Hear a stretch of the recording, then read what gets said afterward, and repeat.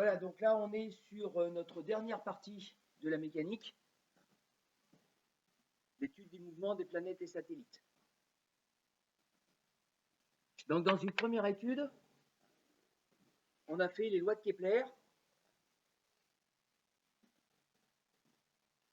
Donc M. Kepler, en gros, c'est 1600. Et donc le travail de M. Kepler, donc important, M. Kepler, c'est un siècle avant Newton. Donc la deuxième loi de Newton, par définition, il ne l'avait pas. Donc le travail de M. Kepler, c'est un travail d'observation. C'est-à-dire qu'il a pris les différentes coordonnées des planètes du système solaire qui étaient observables à l'époque, hein, donc Mercure, Vénus, Terre, Mars, Jupiter et Saturne. Les autres, il ne connaissait pas. Et à partir de ça, il a regardé comment on pouvait représenter le mouvement des planètes. Avec l'idée qui était quand même sous-jacente à l'époque, savoir est-ce que ça tournait autour de la Terre ou est-ce que ça tournait autour du Soleil. On savait déjà que ça ne tournait pas autour de la Terre. Et contrairement à ce qu'on dit, on savait déjà que ça ne tournait pas autour de la Terre parce que dès, disons, l'encens, enfin bref, M. Ptolémée, on savait que pour décrire le mouvement de Jupiter, il fallait prendre un truc et puis ça faisait un cercle, mais presque un cercle. Au bout d'un moment, il y avait une petite espèce de spirale qui se faisait, puis ça repartait en cercle. Enfin bref, le mouvement était clairement pas circulaire autour de la Terre. Et donc, M. Kepler, lui, il a travaillé en supposant, quelque part, que le Soleil était au centre des mouvements. Et puis, il a travaillé avec des observations qui étaient beaucoup plus précises que celles d'avant, et il en a déduit les trois lois de Kepler que vous avez vues. Maintenant, ce que je veux faire dans cette partie-là, c'est étudier le mouvement des planètes autour du Soleil ou des satellites autour des planètes, mais du point de vue de M. Newton. Donc en appliquant la deuxième loi de Newton et en faisant le même travail finalement qu'on a fait pour la chute libre ou le mouvement d'une particule chargée, mais avec l'interaction gravitationnelle. Alors pour ça, il y a deux méthodes. La première, c'est la méthode traditionnelle, celle qu'on a fait pour le mouvement des particules chargées. J'ai le Soleil, j'ai ma planète qui va tourner autour du Soleil. Je vais prendre Jupiter, mais je vais vous le faire noter tout à l'heure. Et puis après, j'applique la deuxième loi de Newton en supposant que la force qui s'exerce sur Jupiter, c'est l'interaction gravitationnelle exercée par le Soleil et que finalement les autres sont négligeables. Et puis on regarde ce qui se passe. C'est-à-dire qu'on trouve le vecteur accélération en appliquant la deuxième loi de Newton, on fait une primitive, on trouve les coordonnées du vecteur vitesse, on fait une primitive, on trouve les coordonnées du vecteur position. Ça marche. Par contre, il y a plus simple. Il y a même beaucoup plus simple. Alors, je vais trop vite. Quel est l'objectif de notre travail sur la chute libre et sur le mouvement des particules chargées quand on a appliqué la deuxième loi de Newton et les primitives? Quel était l'objectif? Ouais, c'est ça. Définir les lois horaires. Ce qui veut dire quoi?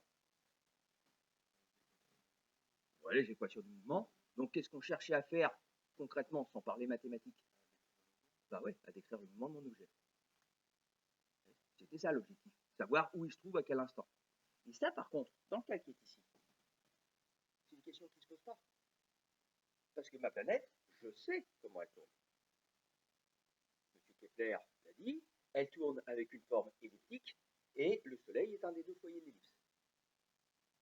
Enfin, le Soleil se trouve à un des deux foyers de l'ellipse. Et nous, on va faire un petit peu plus simple, parce que c'est vrai que quand on regarde le mouvement des planètes, c'est quasiment circulaire. C'est pas vraiment circulaire, mais quasiment. Si vous prenez l'exemple de la Terre, la distance, donc l'ellipse, est très très peu allongée. La distance entre la Terre et le Soleil varie en gros entre 149 millions de kilomètres et puis 152 millions de kilomètres. Alors, ça varie de 3 millions de kilomètres. C'est énorme. Mais 3 millions de kilomètres par rapport au mouvement, ça représente moins de 5%. Et en physique, si on veut faire une approximation un peu rapide pour simplifier les calculs, dès que vous avez quelque chose qui représente moins de 10% de ma valeur de référence, je le néglige. Donc là, on peut très bien donner l'idée d'un mouvement circulaire. Donc mon objet, je sais où il est. C'est pas un problème.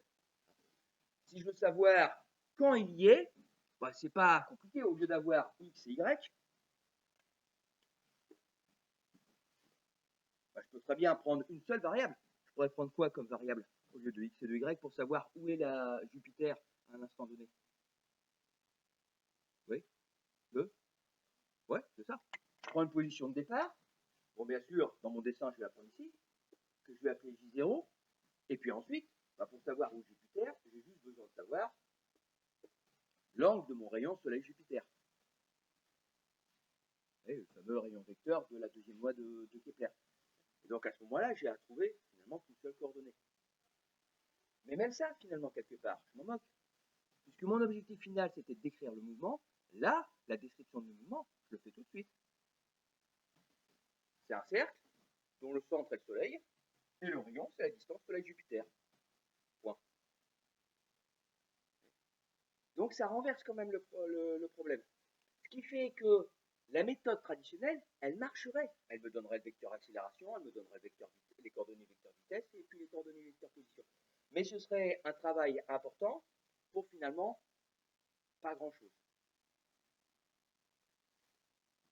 Il y a quelqu'un qui a travaillé là-dessus et qui a une idée, c'est M. Freinet.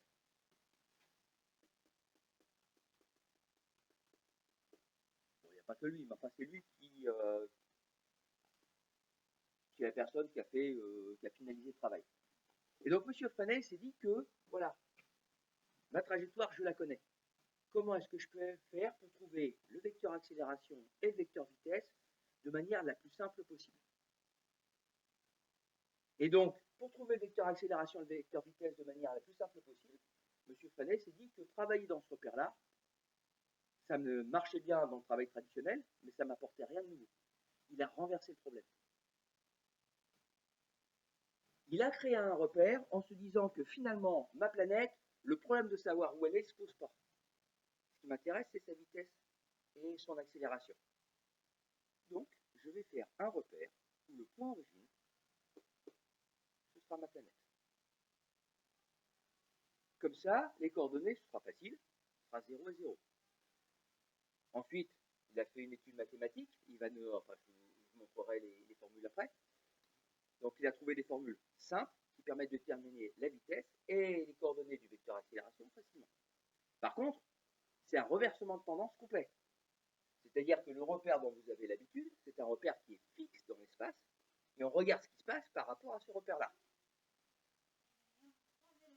Ouais. Et vous me payez la même chose. Pour moi, la vitesse nationale.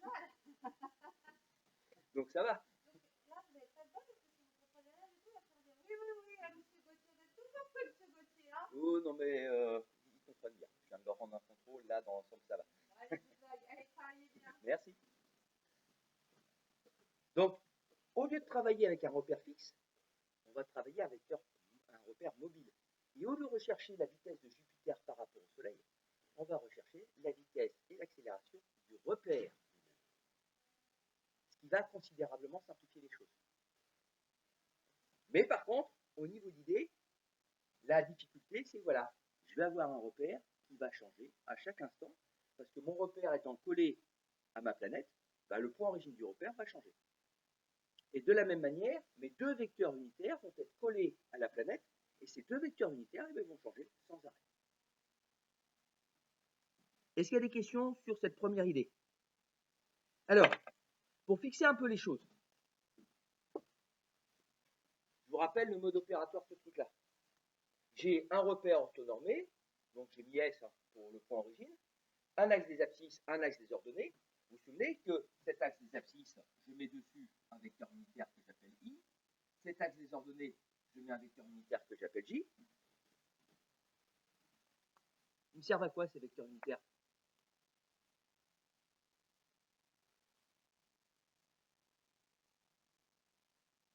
Il y a deux utilités du vecteur unitaire. Une, on va dire purement mathématique, et puis une plus concrète. Ouais, mais à quoi ça me sert de définir ce repère par rapport à deux vecteurs unitaires? Quel est l'objectif? Comment vous les avez utilisés quand vous faites votre construction de repères normales en maths avec, en général, vous prenez... Ouais, c'est ça.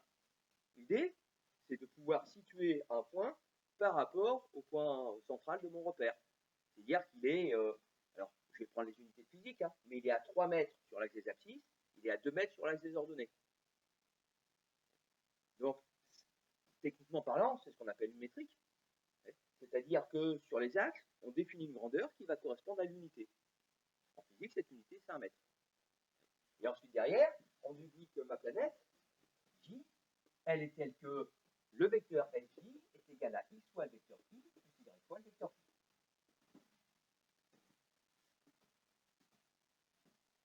2 mètres sur l'axe des abscisses, 3 mètres sur l'axe des ordonnées, j'ai mon point. Ça va, c'est assez clair pour tout le monde? Après, derrière, quand vous avez les vecteurs, si vous êtes tous les trois dans la même classe, donc c'est bon. Les vecteurs, les coordonnées, vous avez tendance à les mettre verticales ou horizontales? Pour reprendre la même notation que vous faites en maths. C'est-à-dire, si j'écris ça, un vecteur U, les coordonnées, on les met comme ça, ou on met les coordonnées comme ça.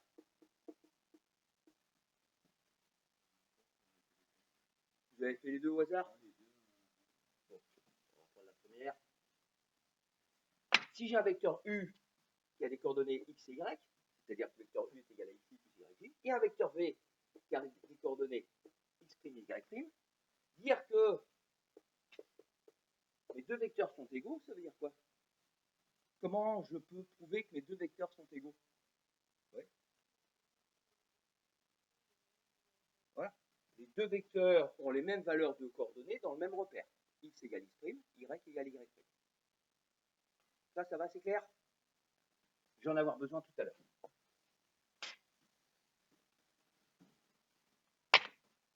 Voilà. Donc, je veux exploiter mon repère. Mon repère va partir du point J. Mais tout le reste va être identique. C'est-à-dire que je vais dessiner mon repère, je vais donc lui donner des orientations pour les axes, et sur chaque axe, je vais mettre un vecteur unitaire. Bien évidemment, ces vecteurs unitaires, je ne vais pas les écrire I et J, parce que ça, c'est lié à mon repère OXY. Mais ça va être la même idée.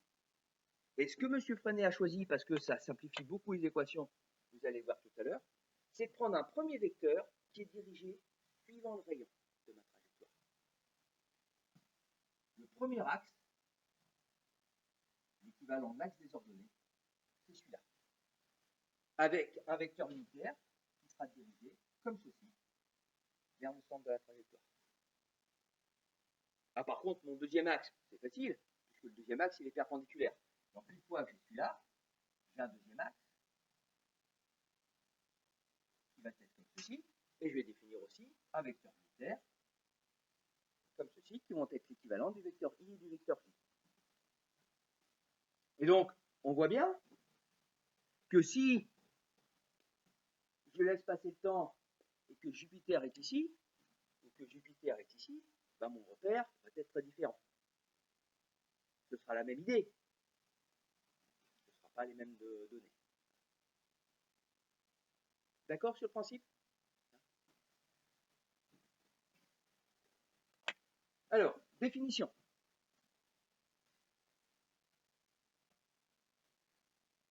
Le mouvement des planètes ou des satellites.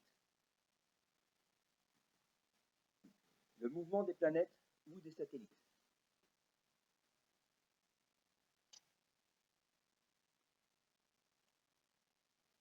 Sera étudié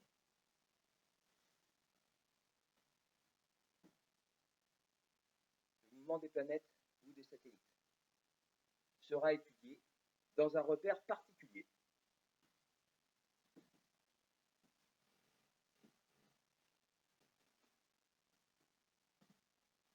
appelé repère de Freinet. Sera étudié dans un repère particulier appelé repère de Freinet.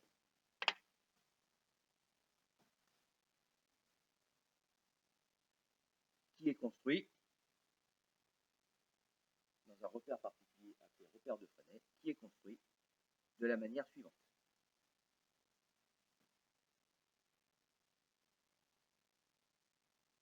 Qui est construit de la manière suivante.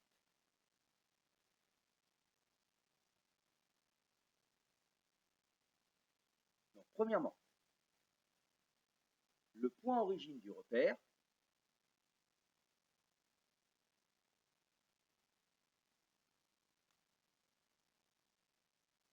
premièrement, le point origine du repère et le système. Alors, EEST. Le point origine du repère et le système étudié.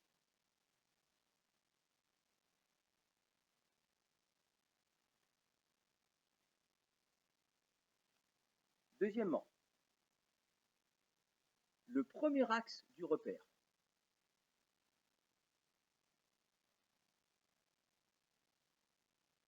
est appelé axe tangent. Le premier axe du repère est appelé axe tangent.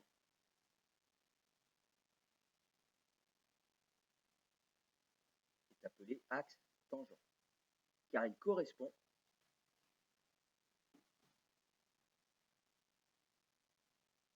bon, c'est une évidence avec le nom, car il correspond à la tangente à la trajectoire,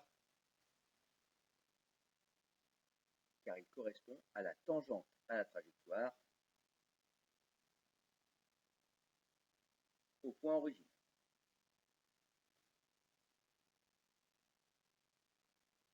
Car il correspond à la tangente à la trajectoire au point origine. Son vecteur unitaire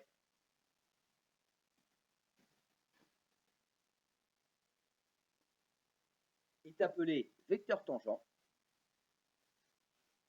Son vecteur unitaire est appelé vecteur tangent.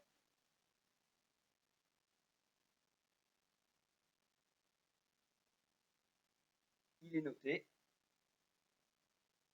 Son vecteur unitaire est appelé vecteur tangent. Il est noté. Alors, est-ce que vous connaissez cette lettre grecque? C'est la lettre grecque qu'on appelle tau. Ça vous dit quelque chose ou pas? Un petit peu? Donc, vous savez la noter ou... Donc, c'est un 2 à l'envers. Voilà. Donc, il est noté.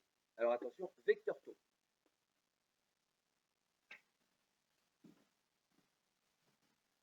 Alors, la définition n'est pas finie, hein, il faut le deuxième axe. Mais, je vous remonte pour le premier axe.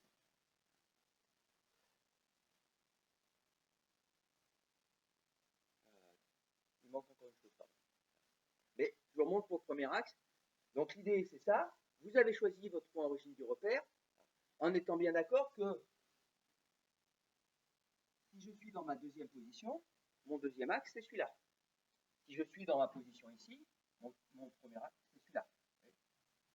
Donc à chaque fois, mon axe tangent est tangent à la trajectoire au point origine du repère.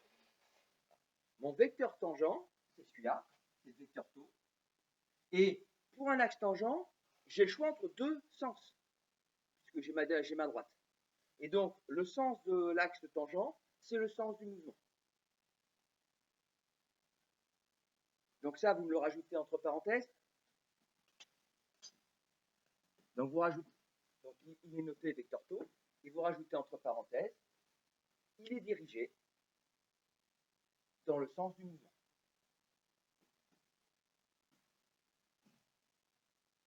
Il est dirigé dans le sens du mouvement.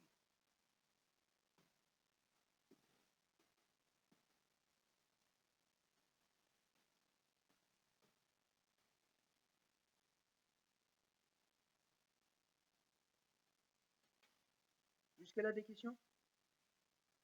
Pourquoi je suis sûr que c'est la tangente? Avec la manière dont je l'ai construite. Oui?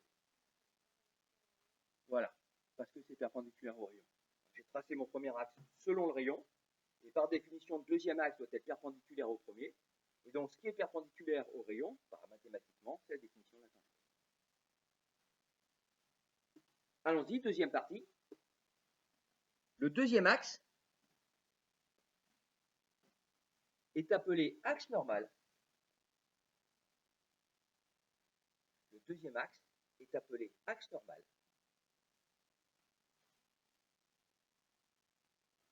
Il est perpendiculaire à l'axe tangent. Il est appelé axe normal. Il est perpendiculaire à l'axe tangent.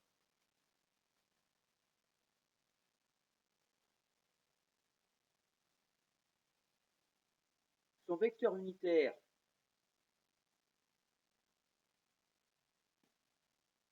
est est appelé vecteur normal.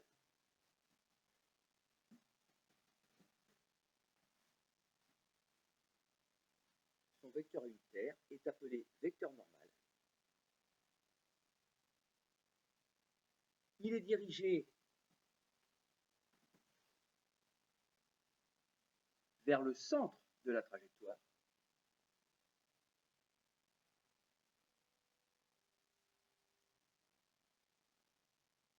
Donc, il est appelé axe normal, pardon, il est appelé vecteur normal. Il est dirigé vers le centre de la trajectoire.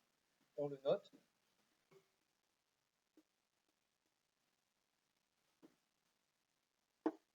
Comme ceci, on le note. Donc vecteur n, mais n majuscule. Simplement parce que c'est l'initiale de normal.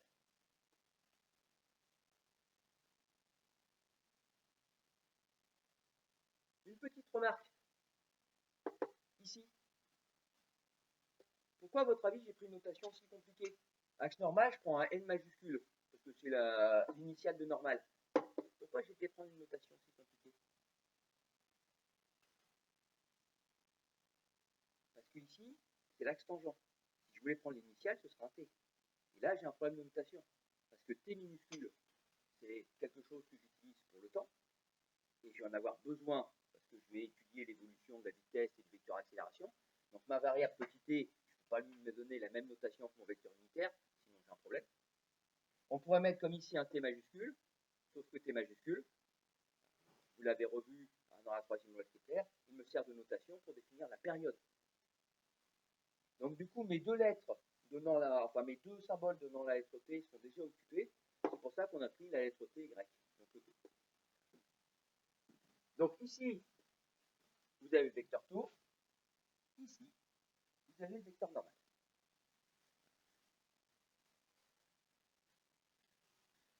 J'ai presque fini le dessin. Il me reste deux choses à mettre.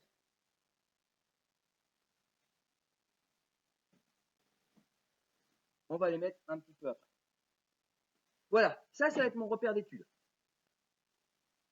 Donc maintenant, ce que l'on va faire, c'est exactement la même structure que la chute libre ou le mouvement d'une particule chargée dans un champ électrique. C'est-à-dire que ce que je vais vous faire, c'est une longue démonstration qui est en fait un exercice théorique corrigé. Donc comme pour le mouvement de la particule chargée, comme pour la chute libre, il n'y a pas de formule ou des choses comme ça à prendre par cœur, il faut tout savoir refaire. L'objectif, c'est de trouver le vecteur accélération, le vecteur vitesse de mon système dans le repère de Fresnel. Donc, finalement, un peu le même type d'objectif que on a pour la chute libre et pour le vecteur, enfin pour le mouvement de particules chargées, les coordonnées des vecteurs vitesse, sauf qu'ici, ce n'est pas le même repère. Les coordonnées du vecteur vitesse et du vecteur accélération, ce n'est pas le même repère. Donc, on va se placer dans un cas particulier. On va étudier le mouvement de Jupiter autour du Soleil, en étant bien d'accord qu'il y a juste, je prends Jupiter autour du Soleil pour fixer les idées. Mais ce serait le mouvement de la Lune autour de la Terre, j'aurais les mêmes équations, j'aurais le même déroulement. Donc c'est vraiment tout identique. Je prends Jupiter autour du Soleil juste comme ça, pour vous donner un exemple, mais pour donner des noms, pour s'y retrouver. Tout le reste, ce sera toujours fait de la même manière. D'accord sur l'idée? Donc allons-y. Théorème. Quel que soit le système étudié,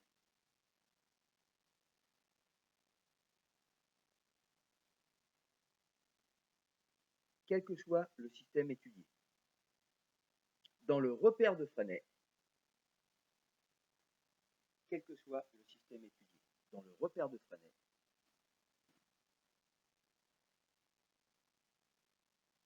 on a les deux relations. Quel que soit le système étudié, dans le repère de Fresnel, on a les deux relations.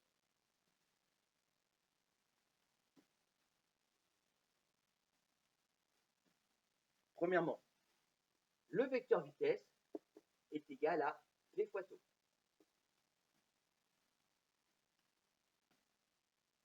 Donc, on a les deux relations. Première relation, ceci.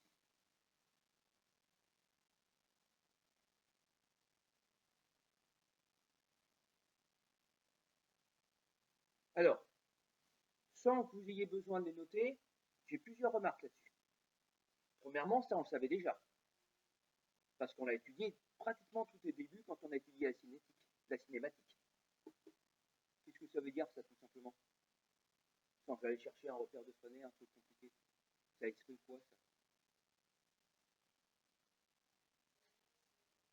Voilà, que la représentation du vecteur vitesse d'un mouvement, mais quelconque, dans n'importe quel repère, est représentée par la tangente à la trajectoire.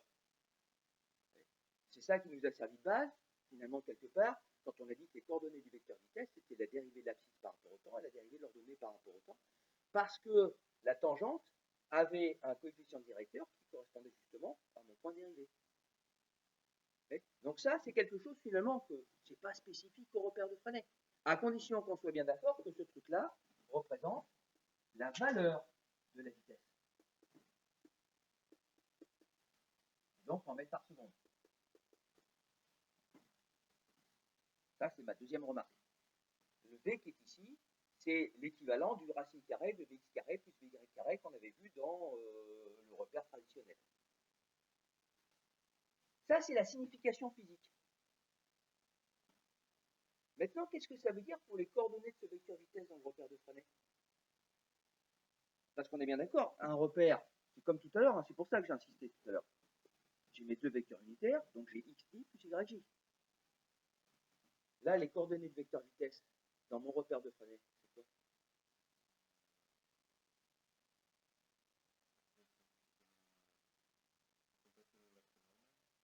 Ouais. Et donc, ça veut dire que la coordonnée suivant l'axe normal est égale à combien? Voilà. En fait, les coordonnées c'est une autre manière de dire que les coordonnées du vecteur vitesse, c'est v et 0. Ce que je pourrais écrire, sous cette forme-là aussi, si on veut, plus 0 fois le vecteur normal. Donc, il ne s'agit pas d'une traduction physique de dire que le vecteur vitesse est suivant l'axe tangent. Ça, finalement, c'est l'équation traditionnelle des coordonnées d'un vecteur dans un repère, en mettant les deux coordonnées v et 0. Bon, ce truc-là, vous l'écrivez surtout pas en devoir. Le plus 0 fois n. Ouais, il y a plein de monde qui va vous traiter d'hérétique, ou je ne sais pas trop comment dire. Voilà. Le vecteur accélération, ben, le vecteur accélération, c'est toujours pareil, hein, c'est la dérivée du vecteur vitesse par rapport au temps. Qu'est-ce que ça donne dans le repère de Fresnel? Deuxième relation. Le vecteur accélération, eh bien, c'est la dérivée de la vitesse par rapport au temps suivant le vecteur tangent. Attendez, hein. Donc ici, je retrouve le truc habituel de vecteur accélération égale dérivée du vecteur vitesse. Et puis ici, ben, quand je dérive mon vecteur vitesse, je dérive la vitesse. Et vous vous rappelez, si j'ai un produit de deux termes, hein, dérivé de u fois v, c'est u prime v, plus uv prime. Dans les autres configurations, dériver le vecteur i, dériver le vecteur j, c'est pas un problème, ça fait 0, mes vecteurs sont constants. Ici, mon vecteur taux, il n'est pas constant. Donc si mon vecteur taux n'est pas constant, ben, quand je le dérive, ça ne fait pas 0. Donc quand je dérive cette expression-là, quand je dérive v, j'obtiens ça. Et quand je dérive vecteur taux, alors là, on vous donne le résultat directement, c'est v carré sur r, fois le vecteur normal. Voilà l'expression globale du vecteur accélération dans le repère de Fresnel. Il a donc deux coordonnées, la dérivée de la valeur de la vitesse par rapport au temps, et v carré sur r, le v, c'est celui-là, et le r, c'est le rayon de ma trajectoire.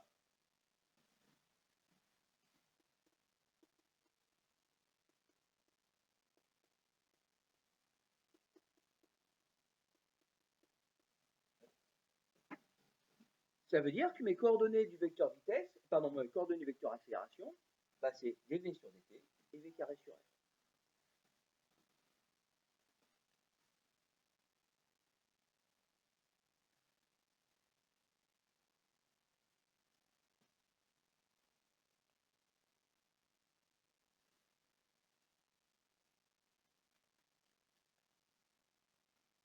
Alors, dans ce note cinématique,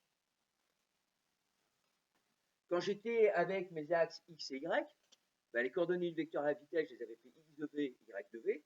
Vous vous rappelez, je les avais appelés aussi Vx et Vy. Les deux étaient possibles. Là, ça va être pareil. Mes coordonnées du vecteur vitesse, je peux les appeler entre guillemets Vx et Vy, c'est-à-dire V tangent et V normal. Et mes coordonnées du vecteur accélération, ça peut être V tangent et V normal. Ou tau x et ny quelque part. Mais l'habitude, c'est ça. C'est-à-dire que ça, celui-là, c'est la coordonnée du vecteur accélération sur l'axe tangent. Donc on l'appelle accélération tangentielle, c'est-à-dire A, avec un petit O, comme on avait à X dans le repère traditionnel. Et celui-là, c'est la coordonnée du vecteur accélération suivant l'axe normal, donc on va l'appeler AM, comme j'avais AX et AY dans le repère traditionnel.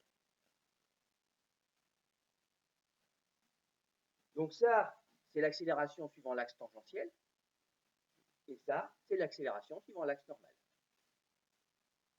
Vous voyez? Ah, alors, je ne vous le démontre pas, je vous le donne. C'est pour ça que je vous l'ai mis dans un théorème. Après, derrière, pour le trouver, alors, c'est pas bien compliqué, hein, il suffit d'exprimer le vecteur tau par rapport au vecteur I et J, ce qui donne les coordonnées du vecteur tangent dans le repère traditionnel, et puis on fait une dérivée. Donc, les coordonnées du vecteur tangent, on trouve les fonctions trigonométriques, sinus et cosinus. Mais ça, c'est complètement hors programme. Pas infaisable, mais hors programme. Si ça vous intéresse, c'est un truc qui peut se faire, mais pas dans le cadre du cours. Dans le vecteur θ, on a R sinus θ, R cosinus θ, enfin bon, c'est assez facile à faire. Ouais, vous avez déjà vu les dérivés des fonctions trigonométriques? Ou vous ne les avez pas encore vus? Je crois que c'est à votre programme, mais donc ce sera plus tard. Donc, bon, là pour l'instant, on ne peut pas le faire. Mais voilà, ça se démontre. Mais pour nous, vous avez ça, c'est un théorème du cours, donc on est bien d'accord par rapport à ce que je vous dis tout à l'heure, c'est des choses que vous pouvez ressortir directement sans avoir à le démontrer, parce que c'est un théorème du cours.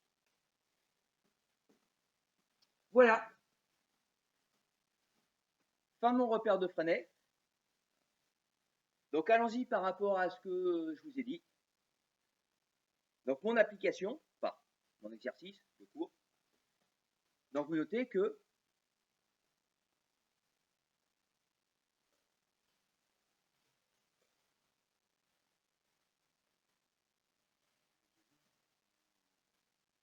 ouais, double, ici. Ouais. C'est même pas sûr que ça suffise. Encore que. Bon, si. On aura le temps de finir. Donc ça suffira pas. Où est-ce que j'en étais? Ah oui. Donc, on va étudier le mouvement. On va étudier le mouvement de la planète Jupiter autour du Soleil. On va étudier le mouvement de la planète Jupiter autour du Soleil.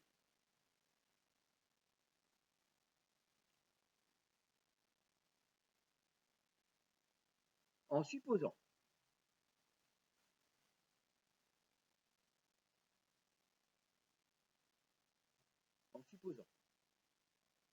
premièrement,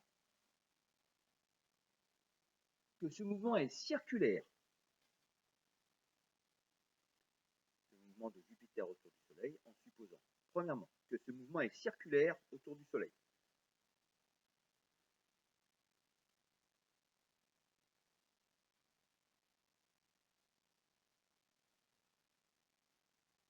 Et deuxièmement,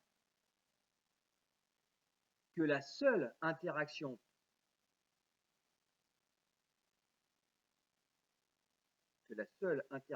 qui s'exerce sur Jupiter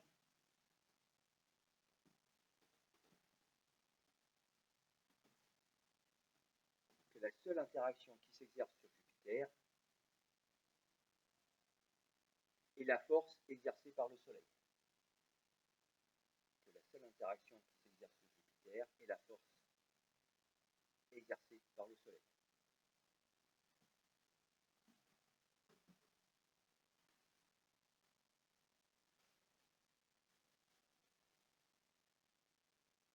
Alors, c'est bien sûr pas vrai, les deux.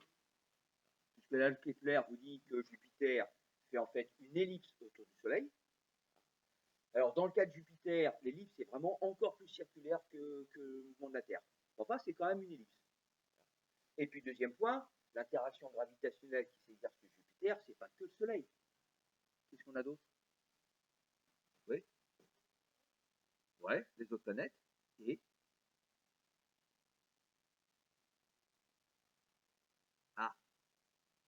des satellites de Jupiter. Je ne sais pas si vous avez les choses en tête, mais si je prends l'exemple de la Terre, qui est quand même un exemple qu'on connaît mieux que Jupiter, finalement, pareil, il y a le mouvement, il y a l'interaction gravitationnelle des autres planètes, mais les deux forces gravitationnelles qui s'exercent sur la Terre, en premier, c'est celle du Soleil, beaucoup plus petite, celle de la Lune, à peu près à égalité avec Mars, quand Mars est dans la position la plus proche de la Terre qui existe, et puis toutes les autres planètes, leur interaction, c'est rien du tout. C'est sûr que les satellites, c'est moins gros que les planètes. C'est beaucoup, beaucoup plus proche. La Lune, elle est à 380 000 km de la Terre. Mars, même quand on est au plus proche, il est à entre 70 et 80 millions de kilomètres. Donc, ce qui va être pour Jupiter plus contraignant par rapport à notre modèle, c'est ses satellites. Mais comme ça représente moins de 10% de la valeur, on laisse tout tomber. Et puis surtout, pour nous, ça simplifie les calculs. Parce qu'on a qu'une seule force.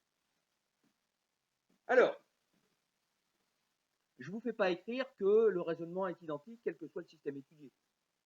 Ça, c'est bon? Vous gardez en tête. Objectif, trouver le vecteur accélération, trouver le vecteur, enfin, la valeur de la vitesse.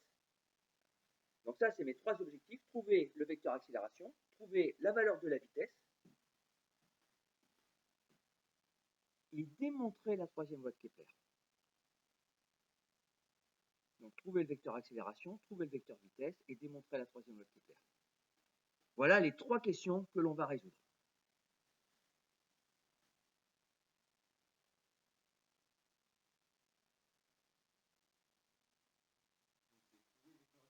Trouver le vecteur accélération, le vecteur vitesse et démontrer la troisième loi de Kepler. Alors maintenant, vous commencez à avoir l'expérience. Si je veux le vecteur accélération, je vais utiliser quoi comme relation? Voilà, je vais utiliser la deuxième loi de Newton. Donc on revient sur ce qu'on a fait en chute libre, on revient sur mouvement d'une particule chargée, on fait la méthode traditionnelle, seul le repère va changer. Et la méthode traditionnelle, système, référentiel, repère, bilan des forces, deuxième loi de Newton. Alors, très bonne question. Vous vous souvenez ce que c'est qu'un référentiel? C'est un point qu'on suppose immobile par rapport auquel on étudie le mouvement.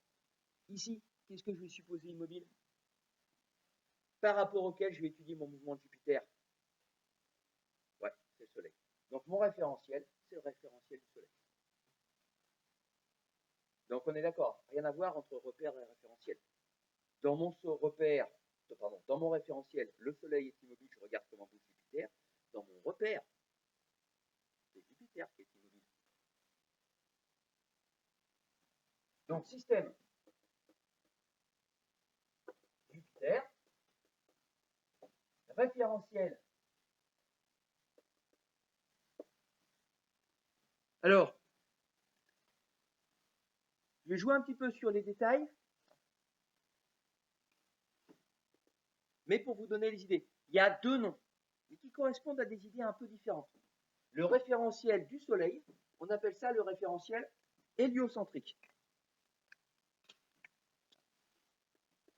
Donc héliocentrique.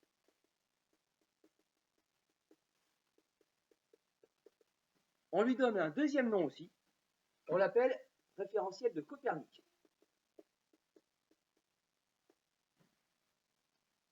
C'est pas tout à fait les mêmes. Pour nous, ça va être la même chose. Concrètement, c'est pas tout à fait les mêmes. Il y en a un qui est centré sur le Soleil il y en a un autre qui est centré sur le centre de gravité du système solaire. La différence entre les deux, c'est, je crois que c'est 1000 km. Non, c'est une bêtise. 1000 km, c'est la distance entre les deux foyers. La distance entre les deux, ça doit être moins, ça doit être entre 50 et 100 km.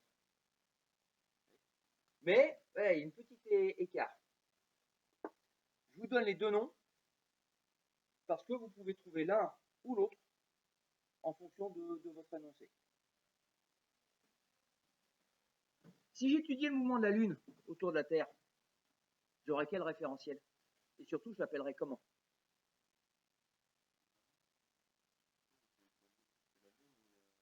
Si j'étudie le mouvement de la Lune autour de la Terre, au lieu de Jupiter autour du Soleil, mon référentiel, ce serait quoi? La Terre. Et donc, est-ce que vous savez comment il s'appelle? Ouais, géocentrique. Alors maintenant, il y a eu un exercice de bac où vous aviez l'étude du mouvement des satellites de Saturne autour de Saturne. Mon référentiel, ce serait quoi? Saturne, et on l'appellerait comment? On l'appellerait saturnocentrique. Si j'utilise le mouvement des satellites de Mars, eh ben, j'aurai le référentiel marsocentrique. Je pense que Marceau, ça se dit bien. Donc voilà. Alors, je reviens sur ce que j'étais en train de dire. Système, référentiel, repère. Ben là, c'est facile, on a tout fait. C'est le repère de Freinet. On a tout fait pour ça. Et enfin, bilan des forces exercées.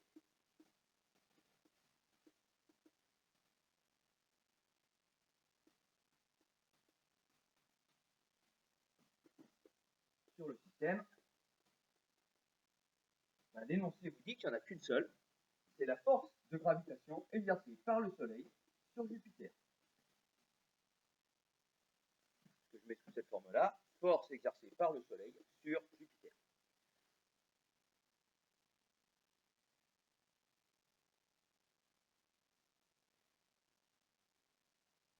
Et ça, cette force-là, vous la connaissez, on l'a revue, c'est moins G, masse du Soleil, masse de Jupiter, sur la distance entre le centre du Soleil et le centre de Jupiter au carré, fois le vecteur unitaire Soleil-Jupiter.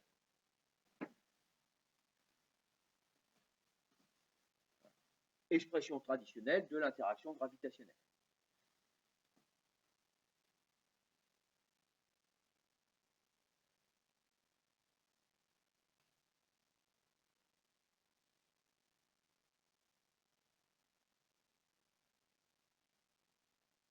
On a presque fini mon petit dessin ici.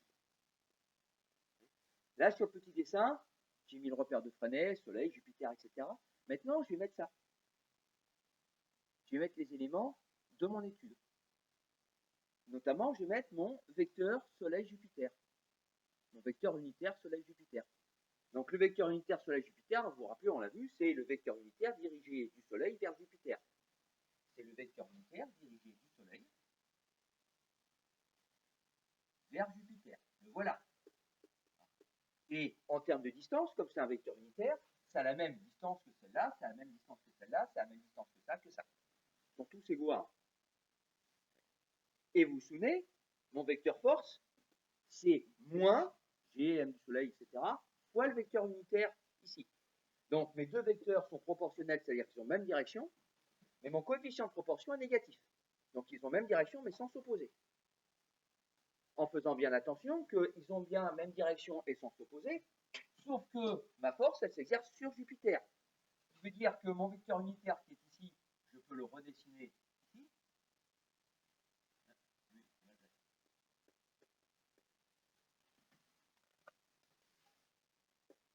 Et donc mon vecteur force, lui, il va avoir cette forme-là, clairement plus grand.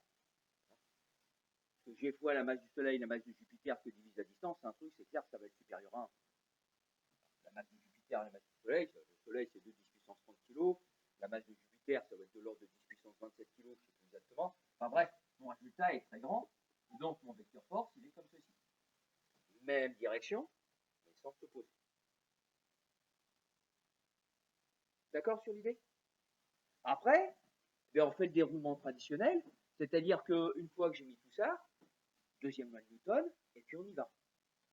Je vais continuer là, même si j'ai pas beaucoup de place.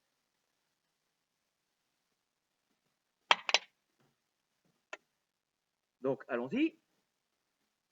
On applique la deuxième loi de Newton.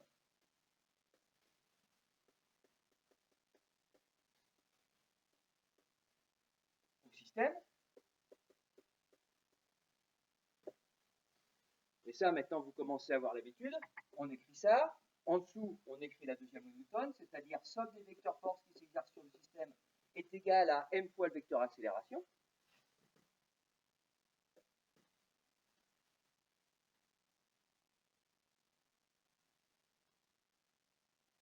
Et dans le cas qui m'intéresse, j'ai qu'une seule force, c'est l'interaction gravitationnelle exercée par le Soleil.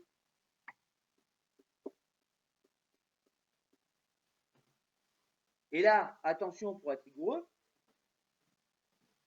la masse petit m qui est ici, c'est la masse de quoi? Ah oui, c'est la masse de Jupiter. Hein. La masse de petit m qui est ici, c'est la masse de mon système. Et mon système ici, c'est Jupiter. Donc dans ma formule, somme des forces égale m fois le vecteur accélération. La somme des forces, c'est uniquement l'interaction gravitationnelle exercée par le Soleil, parce que c'est la limite que je vous ai fait écrire dans l'énoncé. Donc masse de Jupiter, et puis fois le vecteur accélération de Jupiter. C'est ce vecteur accélération qui m'intéresse. C'est lui qui va être la réponse à ma première question.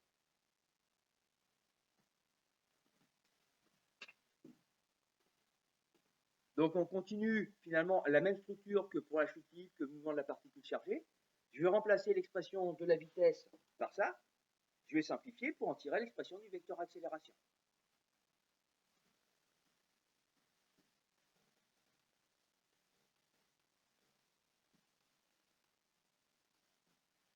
Donc je me retrouve avec un moins g, masse du Soleil, masse de Jupiter, sur la distance Soleil-Jupiter au carré fois le vecteur unitaire Soleil-Jupiter, qui est égal à masse de Jupiter fois le vecteur accélération.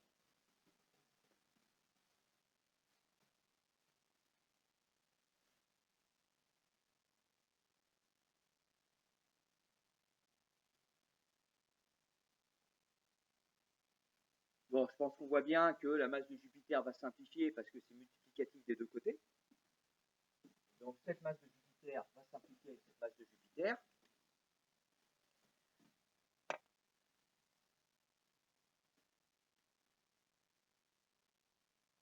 Au lieu de garder l'expression comme ceci, puisque je veux le vecteur accélération, je vais lire mon égalité de la droite vers la gauche. Donc au lieu d'écrire que moins g, etc. est égal à un vecteur petit a, j'écris la même chose mais dans le sens, à savoir que mon vecteur accélération, c'est donc moins g, masse du Soleil, sur la distance Soleil-Jupiter au carré, fois le vecteur unitaire Soleil-Jupiter.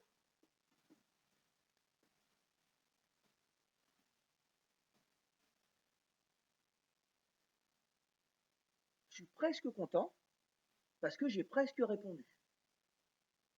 J'ai répondu parce que ma première question que je vous ai fait noter, c'est, voilà, trouver le vecteur accélération. J'ai trouvé l'expression du vecteur accélération. Mais par contre, j'ai répondu que partiellement, oui, qu'est-ce qui manque? Alors, la valeur, elle est là. Puisqu'on sait que le vecteur unitaire vaut 1, et qu'au niveau de la valeur, j'ai quelque chose de positif, donc le moins, je m'en moque. Donc la valeur, c'est g fois masse du Soleil sur la distance Soleil-Jupiter au carré. Oui. Eh ben ouais. C'était ça, je suppose, que vous aviez en tête. Hein. J'ai demandé le vecteur accélération, mais je me suis placé dans le repère de Freinet. Donc ce truc-là, il n'est pas dans le repère de Freinet. Comment il faut que je fasse pour qu'il soit dans le repère de Freinet? Voilà, il faut que j'ai un vecteur, il faut que j'ai mes vecteurs unitaires du repère de Freinet, le vecteur tangent, le vecteur normal. C'est ça l'intérêt du schéma qui est ici. Un vecteur unitaire et un vecteur normal qui sont opposés. Donc on a le vecteur normal qui est égal à moins le vecteur Soleil-Jupiter.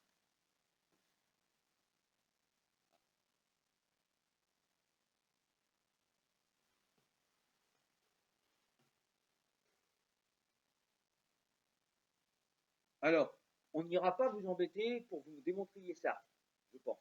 Mais, si on vous demandait de le démontrer, il y a deux manières de le faire. La première, c'est ce que j'ai fait.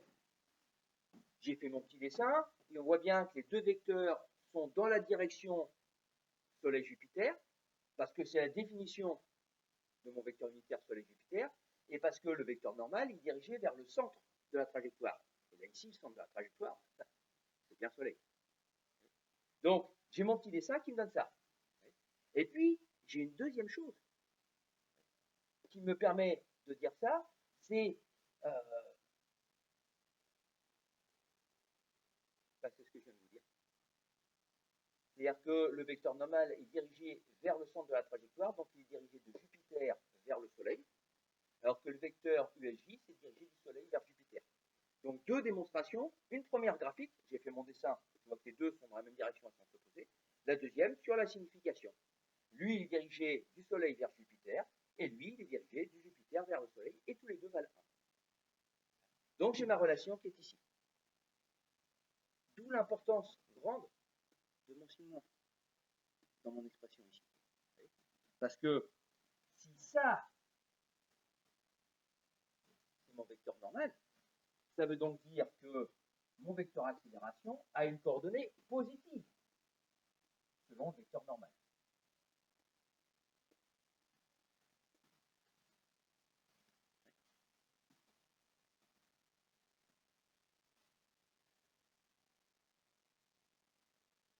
Et on en revient à ce que je vous disais tout à l'heure. Je veux les expressions de mon vecteur accélération dans le repère de Freinet. C'est un petit peu comme tout à l'heure pour mon vecteur vitesse. Je ne suis pas tout à fait dans le repère de Freinet. J'ai que le vecteur normal. Il manque le vecteur tangent. Comment je le fais apparaître, mon vecteur tangent? Parce qu'en fait, il y est. Mais il est caché. Oui, voilà.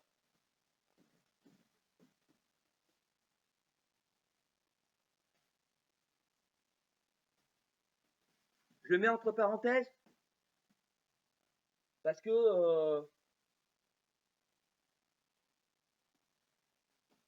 voilà, certaines personnes seront peut-être surprises si vous le notez comme ça. Tout le monde n'est pas forcément d'accord avec la manière de faire. Voilà, j'ai répondu à ma première question. J'ai bien les coordonnées du vecteur accélération dans le repère de Freinet. J'ai fini mon premier travail.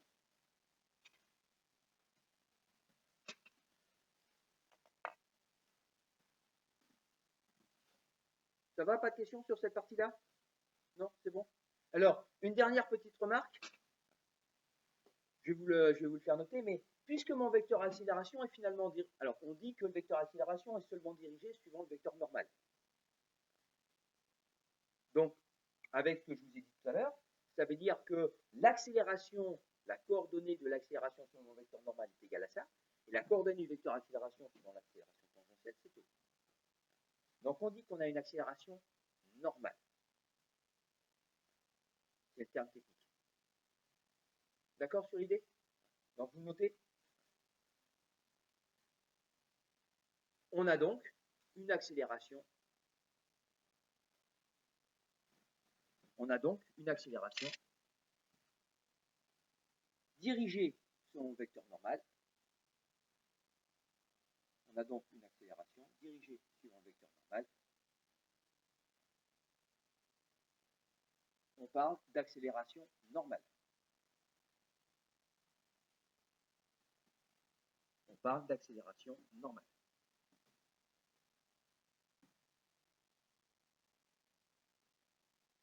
On parle d'accélération normale. Et vous rajoutez entre parenthèses ce qui sera toujours le cas. Ce qui sera toujours le cas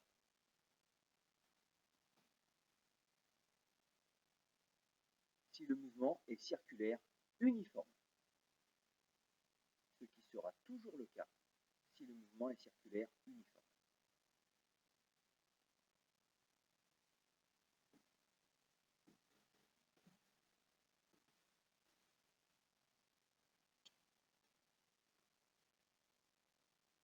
puisque ma petite parenthèse, je suggère pour mon mouvement de Jupiter. Ouais. Ce que ça suggère, c'est que ma vitesse est constante, ma vitesse de Jupiter autour du Soleil est constante. On va le démontrer maintenant. Enfin, on va le démontrer maintenant.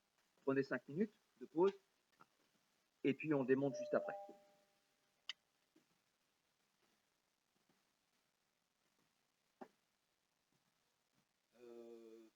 Mademoiselle Becquet, je ne sais pas si vous l'avez fait, le camarade commençait, mais vous avez vérifié que je ne me suis pas trompé dans la note du devoir. Vous pouvez toujours mieux le faire parce que.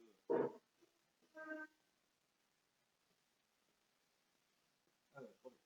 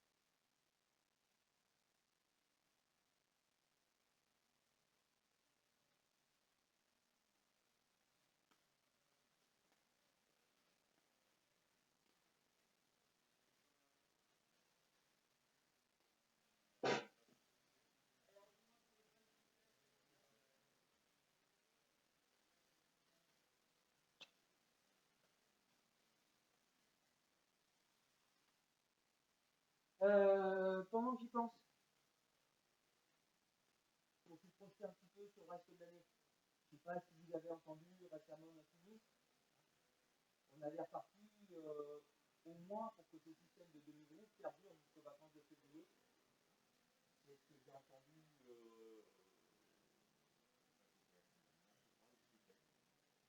Donc ça a l'air bien parti pour ça. Parce qu'ils n'ont vraiment pas envie de fermer les lycées. Par contre, je ne sais pas si vous vous souvenez de dernière, le jeudi, le ministre disait que les lycées ne fermeront pas parce que ce n'est pas possible. Et le vendredi, le président disait on ferme tout. Donc finalement, pas forcément pas très fiable qui raconte ce brave monsieur. Néanmoins, voilà, ça va durer. Ce qui pose un problème, entre autres pour vos contrôles, parce que ça a l'air de rien, mais ça veut dire que moi, quand je vous fais un contrôle, bah, ça prend 2 fois plus de temps sur notre programme. Résultat, le jour du bac, c'est le 19-20 mars, c'est ça, ou un truc comme ça, je pense qu'on aura fini le programme. Mais ce sera peut-être un peu juste. À cause de tout ce temps qui va être un peu perdu, même si c'est pas grand-chose, c'est 1 heure. C'est votre première note du trimestre, ça. Ouais, donc il en faut normalement encore 2. Hein. Donc ça veut dire, globalement parlant sur la classe, si vous faites deux contrôles d'1 heure, ça fait 4 heures. Avec ce système de demi-groupe.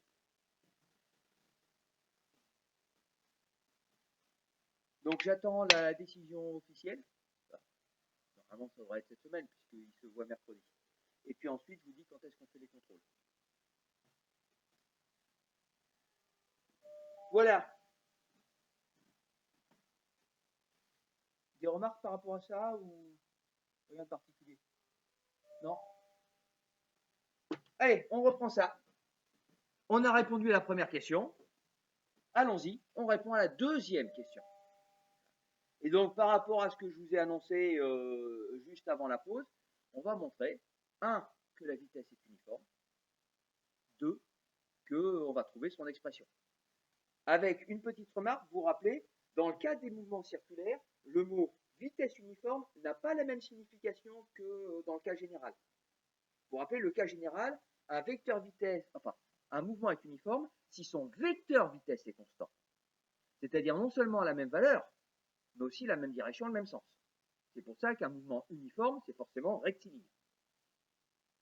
Dans le cas du mouvement circulaire, je ne peux pas avoir un vecteur qui est constant, sans arrêt en train de tourner.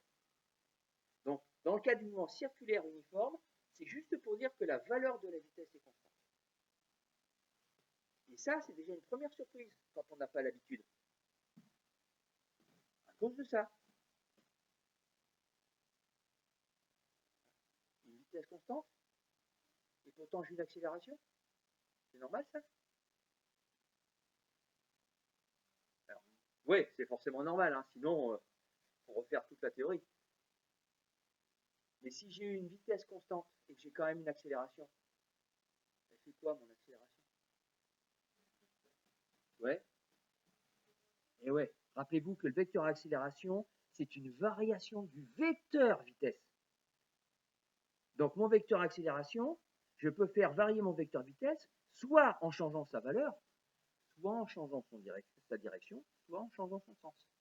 Et là, mon accélération qui est ici, elle va avoir pour conséquence de faire varier la direction de mon vecteur vitesse. Et puis son sens aussi, parce que là, je vais vers la gauche et là, je vais vers la droite. Mais jamais sa valeur numérique. Juste à faire varier. Et ça, finalement, quelque part, c'est la proposition inverse du principe de l'inertie. Le principe de l'inertie vous dit que si j'ai pas de force, j'ai un vecteur vitesse constant. Si j'ai un vecteur vitesse constant, c'est que j'ai pas de force. Ben, si je prends ce qu'on appelle en maths la contraposée de mon principe de l'inertie, c'est de dire que si j'ai un vecteur vitesse qui n'est pas constant, c'est que forcément j'ai au moins une force. Donc, une accélération. D'accord sur l'idée? Oui, oui, ou... Ouais. Donc, allons-y. On va montrer dans un premier temps que la valeur de la vitesse est constante, dans un deuxième temps que la valeur de la vitesse, enfin, pour trouver son expression. Et pour ça, je fais un petit peu comme on a fait dans ma partie cinématique, chute libre, etc. Je vais partir du vecteur accélération. Sauf que, grâce à mon repère de Freinet, et c'est pour ça qu'on utilise le repère de Freinet, c'est en ça qu'il est vraiment génial ce repère, c'est que je n'ai pas besoin de faire de primitif. Je n'ai pas besoin de faire de primitif parce que je vais tout simplement prendre l'expression du vecteur accélération dans le repère de Freinet. G fois masse du Soleil sur la distance Soleil-Jupiter au carré fois le vecteur normal. Sous-entendu, plus 0 fois le vecteur tangent. Et on a vu que, quel que soit mon système, quel que soit son mouvement, si je suis dans le repère de Freinet, j'ai toujours la même expression. C'est-à-dire que le vecteur accélération, il est égal à v carré sur r fois le vecteur normal, plus dérivée de la vitesse par rapport au temps fois le vecteur tangent. J'ai pris le théorème que je vous ai fait écrire, je l'ai écrit dans l'autre sens, pour que mes vecteurs normal et tangent soient disposés au même endroit. Donc ça, c'est l'expression de mon vecteur accélération trouvée grâce à la deuxième loi de Newton dans le cas particulier du mouvement de Jupiter autour du Soleil. Et ça, c'est l'expression du vecteur accélération qui est toujours vraie. Donc, notamment dans le cadre du mouvement de Jupiter autour du Soleil.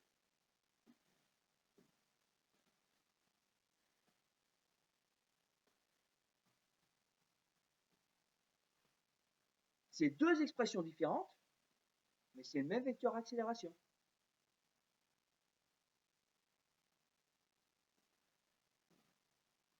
c'est mes expressions vectorielles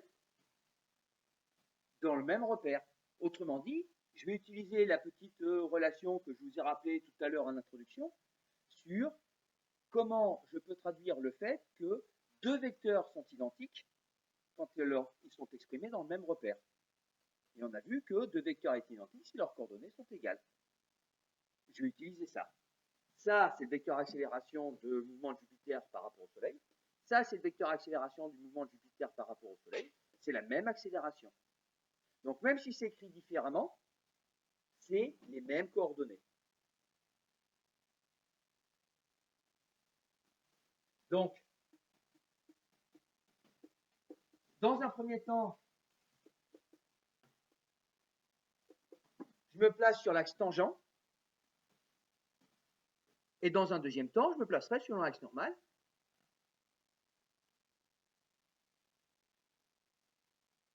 Et donc, mes deux coordonnées du même vecteur exprimées suivant l'axe tangent sont égales. Ça veut dire que ça, c'est égal à ça. C'est le même vecteur suivant l'axe tangent. Donc, j'ai dérivé de la vitesse par rapport au temps, accélération tangentielle, est égale à 0, accélération tangentielle. Deux vecteurs qui sont égaux ont les mêmes coordonnées dans le repère. Et ça, qu'est-ce que ça veut dire? Voilà. J'ai une dérivée qui est égale à 0, donc ma fonction est constante. Donc, V est constante. Le mouvement est uniforme.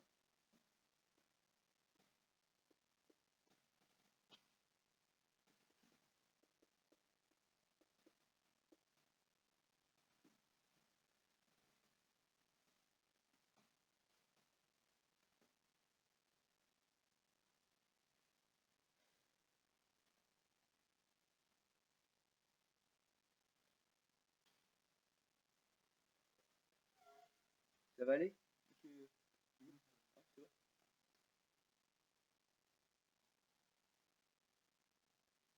Voilà, première partie de mon travail, j'ai montré que la valeur de la vitesse est constante. Deuxième partie de mon travail, combien vaut cette valeur de vitesse? Je vais faire ici. Et pour savoir combien vaut la valeur de la vitesse, je vais utiliser le deuxième axe.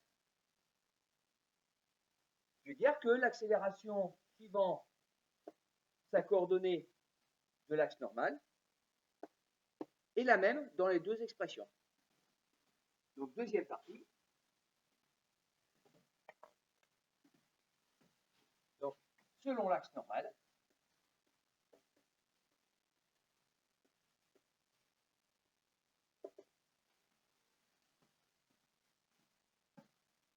j'ai ma première coordonnée et ma deuxième coordonnée. Donc, j'ai première coordonnée V carré sur R est égale à deuxième expression G fois masse du Soleil sur la distance Soleil-Jupiter au carré. Donc, coordonnées suivant l'axe normal égale à coordonnées suivant l'axe normal.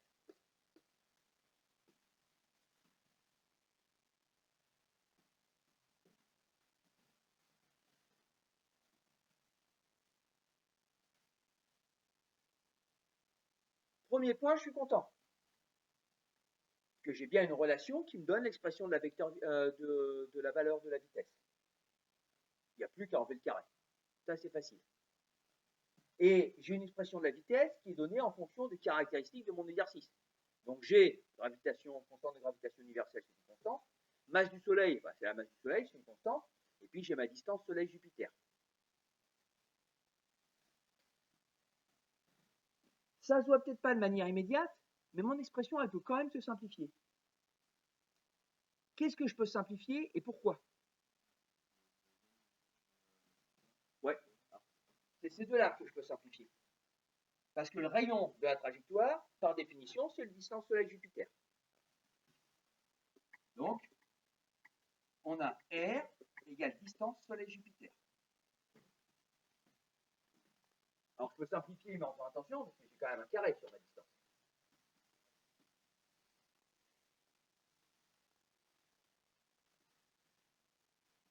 Donc après simplification, il me reste que V carré, c'est G fois la masse de Jupiter sur la distance Soleil-Jupiter. Pour avoir ma vitesse, j'ai plus qu'à prendre la racine carrée. Et j'ai répondu à ma deuxième question.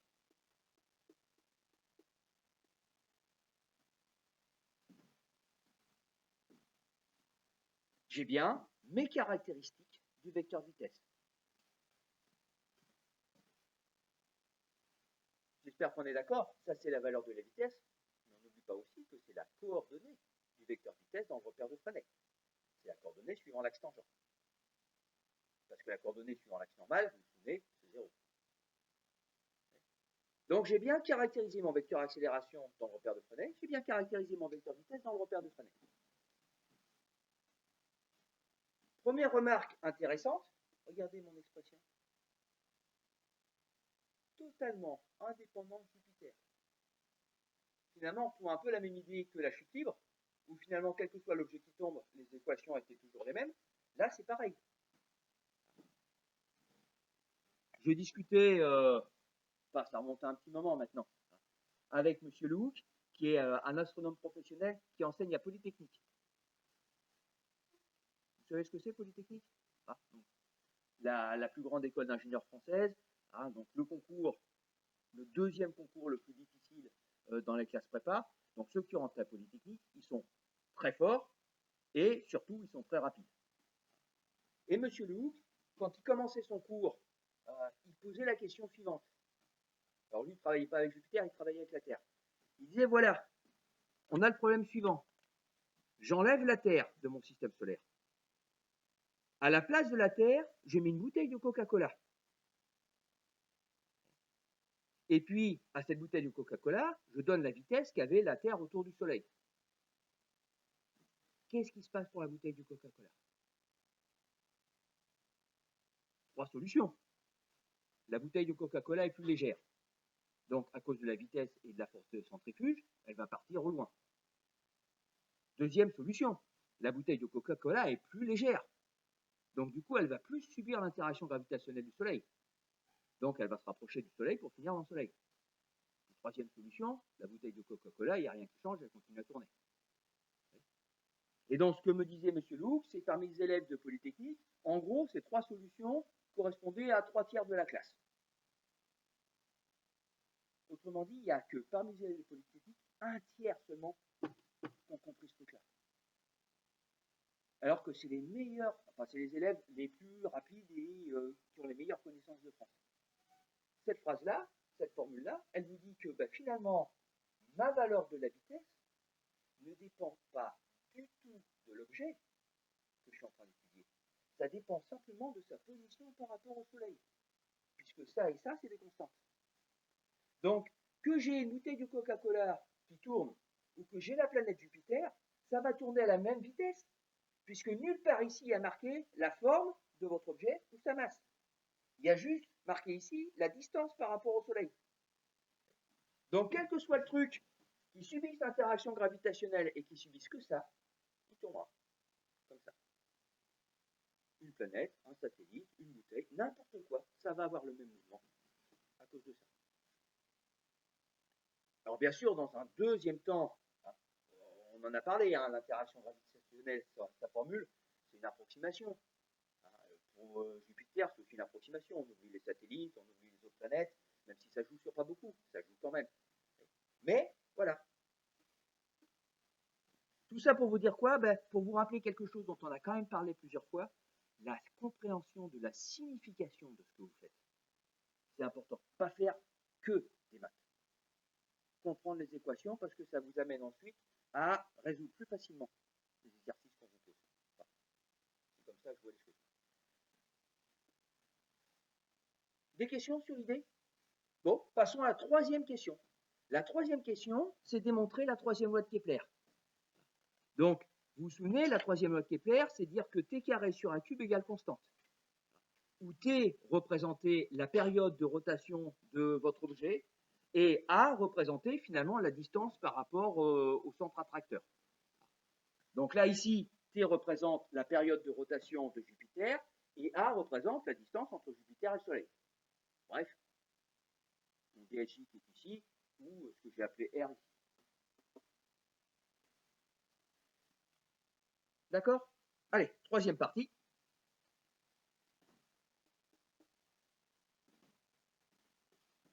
Sur la troisième loi de Kepler.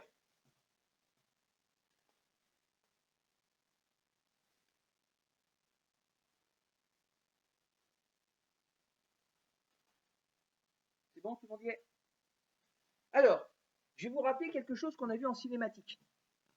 En cinématique, on a vu que pour trouver la vitesse, il fallait faire la dérivée des coordonnées du vecteur position par rapport au temps. Sauf dans un cas.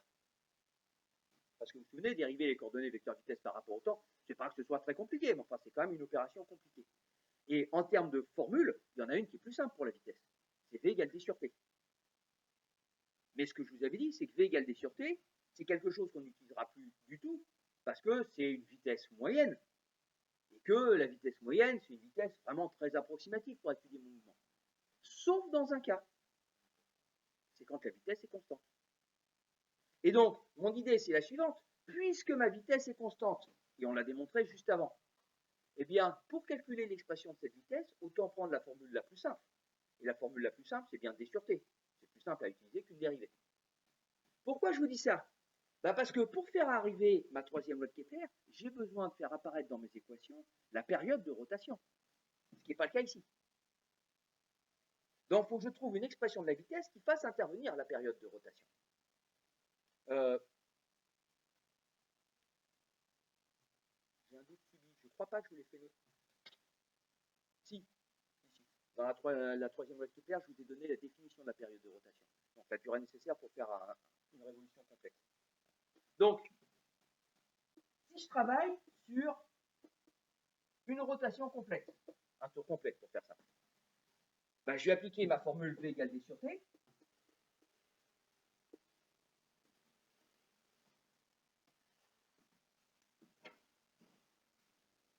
Sauf que T, ça va être facile. Par définition, pour un tour complet, T, c'est la période, que j'ai pris pour habitude de noter T majuscule.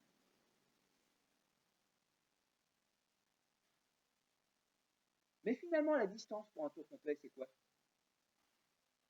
Ouais, c'est le périmètre. Et le périmètre, sa formule,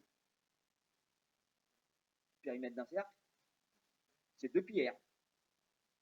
En n'oubliant pas ici que mon R, c'est ça. Donc ma distance, finalement, c'est 2π que multiplie la distance Soleil-Jupiter.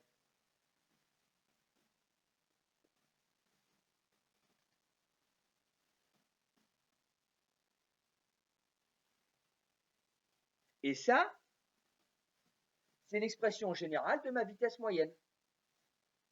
Donc ça, c'est égal à ça. C'est-à-dire que ça, c'est égal à racine carrée de G fois la masse du Soleil sur la distance Soleil-Jupiter.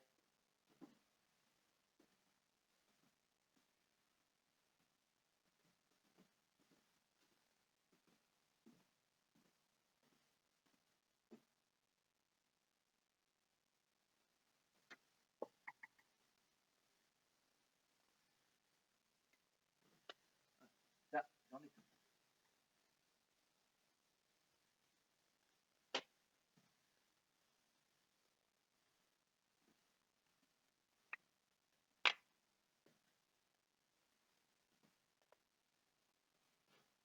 Tu reviens pour que je te traumatise? Non, c'est bon, c'est. Regarde la photo. Oui, même Paco m'a fait la même remarque. Bon, allons-y. Il faut garder en tête l'expression de ma troisième loi de Kepler. T carré sur A cube égale constante. A, vous vous rappelez, c'est la distance au centre de rotation. Donc A, c'est ma distance Soleil-Jupiter. Voilà, je sais d'ores et déjà que ça a une bonne tête.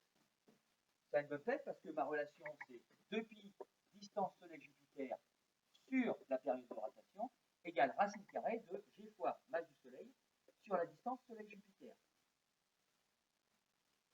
j'ai bien une relation dans laquelle il y a la période, la distance, Soleil-Jupiter, et puis des constantes. Il n'y a plus qu'à mettre ça en forme.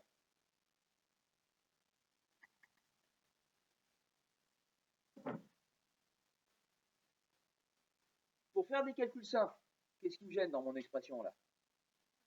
Ouais, c'est la racine carrée. Comment je fais pour enlever une racine carrée? Je mets au carré. Donc je mets au carré à gauche et à droite. Et regardez bien, ici, petite remarque, je mets au carré ça. N'oubliez pas, ça c'est l'erreur que je retrouve la plus souvent dans les épreuves du bac. N'oubliez pas que le pi aussi se met au carré. Donc si je mets ça au carré, j'ai 2 au carré, ça fait 4. J'ai pi carré. J'ai distance Soleil-Jupiter au carré sur Terre au carré est égal à G fois masse du Soleil sur la distance Soleil-Jupiter, puisque le carré a simplifié la racine.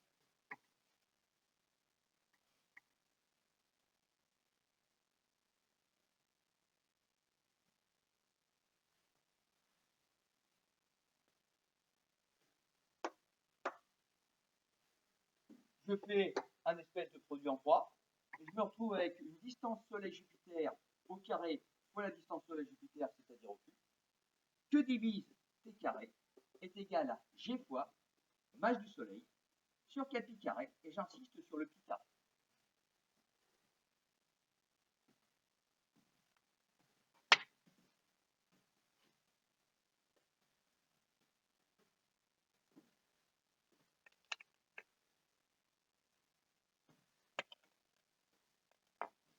J'ai bien démontré ma troisième loi de Kepler. A cube sur T carré égale une constante. Mais la troisième loi de Kepler, parfois on la met sous la forme T carré sur A cube. Bon, on la met sur la forme T carré sur A cube. Donc on peut la mettre aussi sous cette forme-là. T carré sur la distance Soleil-Jupiter au cube est égal à 4 pi carré sur G fois la masse du Soleil. Vous choisissez votre expression en fonction de la manière dont vous voulez mettre la troisième loi de Kepler, parce que je dise que T carré sur A cube égale constante ou que A cube sur T carré égale constante, c'est pareil. Il n'y a que la valeur de la constante qui change.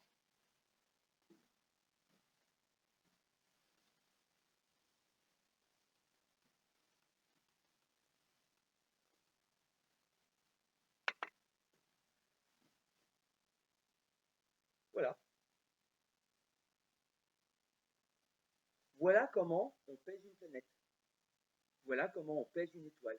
Voilà comment on pèse une galaxie. Parce que la troisième loi de Kepler, vous dites T carré sur A cube égale constante. Et dans la troisième loi de Kepler, vous, dans la vidéo et avec vos camarades la semaine dernière, on a fait une application pour trouver soit T carré, soit A. Mais je peux faire l'inverse. Si je sais comment Jupiter tourne, je sais combien il met de temps pour faire un tour complet, et puis la distance Soleil-Jupiter, je peux la mesurer. Et avec ces deux données-là, j'en déduis la masse du Soleil. Voilà comment on calcule la masse du Soleil. Et comment je fais pour calculer la masse de Jupiter? Je prends les satellites de Jupiter, et l'expression qui est ici, adaptée au mouvement des satellites de Jupiter dans le repère de Fresnel, dans un repère juvéocentrique, ça me donnera 4 pi carré sur G fois la masse de Jupiter. C'est pour ça, pour la troisième loi de Kepler, je vous disais T carré sur A cube égale constante, et je vous disais la valeur de la constante dépend de l'objet autour duquel on tourne. Dans l'application où on a étudié le mouvement, je crois que c'était Mars autour du Soleil et le mouvement de la Lune autour de la Terre, je vous disais, voilà pourquoi à partir du mouvement de la Lune autour de la Terre, je peux pas en déduire la distance Mars-Soleil. À cause de ça. C'est quand j'étudie le mouvement de Mars autour du Soleil, ma constante c'est 4 pi carré sur G fois la masse du Soleil. Quand j'étudie le mouvement de la Terre, c'est par rapport à la le mouvement de la Lune, c'est par rapport à la Terre. Donc ma constante c'est 4 pi carré sur G fois masse de la Terre. Donc je peux avoir des relations entre les objets, mais uniquement quand ils tournent autour du même centre. Je ne sais plus si je l'expliquais à votre camarade ou pas, on a découvert l'année dernière un astéroïde dans le système solaire, et cet astéroïde, on sait qu'il n'appartient pas au système solaire. Comment on sait qu'il n'appartient pas au système solaire? Parce qu'on a mesuré sa distance par rapport au Soleil. On a estimé, en regardant son mouvement, quelle serait sa période de mouvement, et on en a déduit le rapport T carré sur A cube. Et ce rapport T carré sur A cube, il n'est pas égal à ça. Ça veut dire que malgré ce que l'on voit, c'est-à-dire que l'astéroïde est dévié par la présence du Soleil, malgré ça, cet astéroïde ne tourne pas autour du Soleil. Et s'il ne tourne pas autour du Soleil, par définition, c'est qu'il n'est pas dans le système solaire. Donc il traverse le système solaire, mais il n'appartient pas au système solaire, il repartira. Il a fait un quart de tour, donc il repartira du système solaire d'ici 5 ou 6 ans. D'accord sur le principe? Pas de question particulière? Alors, au lieu de démontrer ça, on peut vous demander de trouver la période de rotation du mouvement. Donc, joli. Alors, on pourrait prendre cette expression, faire passer ça de l'autre côté, puis mettre la racine carrée. Ça ne pose pas de problème. Donc, je rajoute, non pas une question, mais une étude supplémentaire. L'expression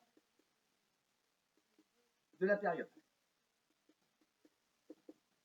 Que je veux vous rappeler quelque chose.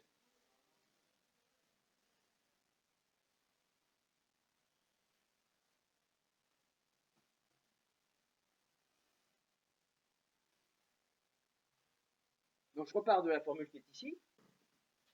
2π fois la distance Soleil-Jupiter sur la période est égale à racine carrée de G fois la masse du Soleil sur la distance Soleil-Jupiter.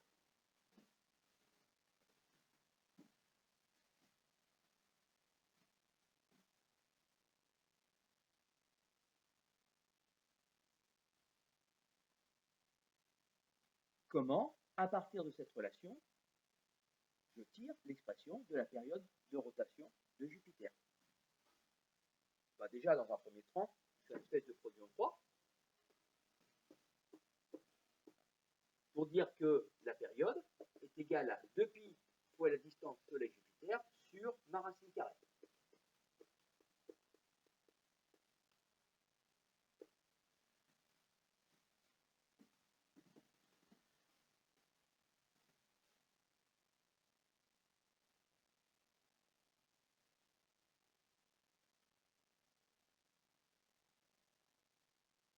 Comment j'ai fait pour obtenir cette expression?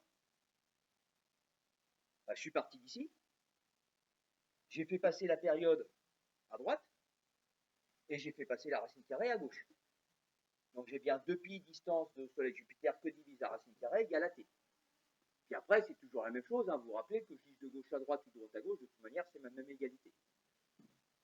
Ensuite, ce truc-là, c'est une racine carrée. D'accord.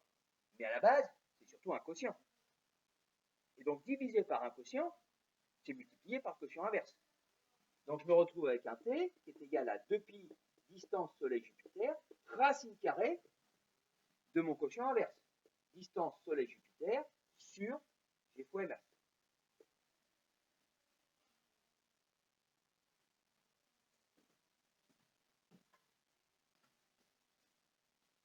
Et donc là, on arrive à la partie qui m'intéresse.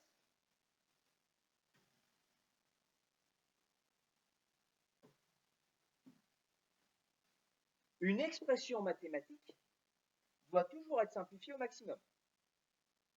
J'ai un distance Soleil-Jupiter en dehors de la racine carrée, j'ai un distance Soleil-Jupiter dans la racine carrée. Donc ces deux-là, il faut entre guillemets que je les simplifie. Donc mon distance Soleil-Jupiter qui est ici, il faut que je le rentre dans la racine carrée. Est-ce que vous vous souvenez comment on fait? Je vous l'avais présenté au début de notre travail sur la mécanique. Oui. Voilà. Je pars du principe que la distance Soleil-Jupiter, c'est la racine carrée de ma distance Soleil-Jupiter au carré. Et je pars du principe que racine de A fois racine de B, c'est racine de A fois B. Donc je me retrouve avec une période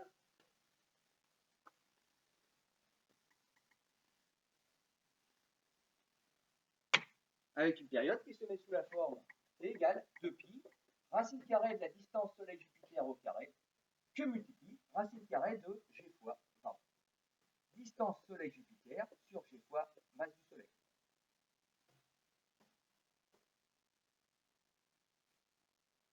Je multiplie mes deux racines carrées pour avoir une période qui vaut 2pi, racine carrée de distance Soleil-Jupiter au carré fois distance Soleil-Jupiter, c'est distance Soleil-Jupiter au cube, sur JMS.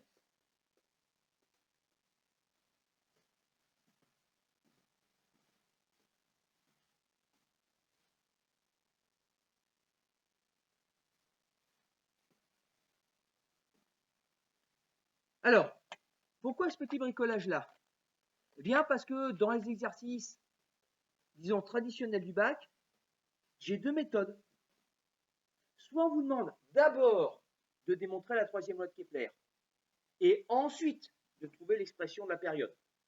Bon, bah, à partir de la troisième loi de Kepler, je vais passer ça à droite et je prends la racine carrée. Pas compliqué.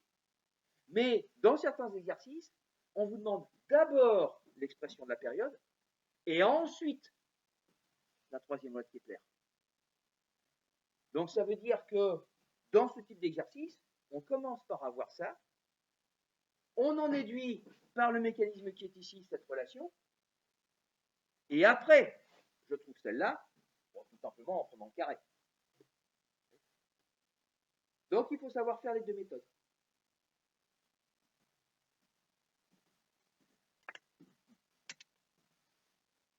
Fin de cette partie-là. Est-ce que vous avez des questions là-dessus? Même chose que la chute libre ou la particule chargée. Il faut tout savoir refaire comme ça. La seule chose qui va changer, c'est le nom de votre système et puis ce autour de quoi il tourne. Voilà. Application. Alors bien sûr, dans mon application, je vais supposer que tout le travail a été fait.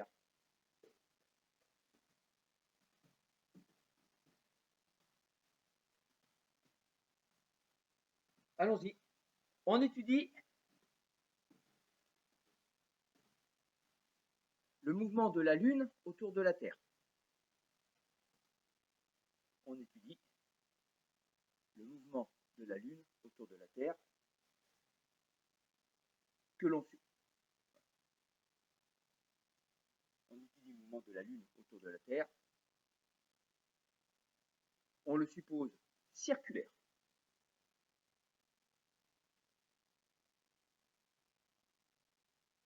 On le suppose circulaire.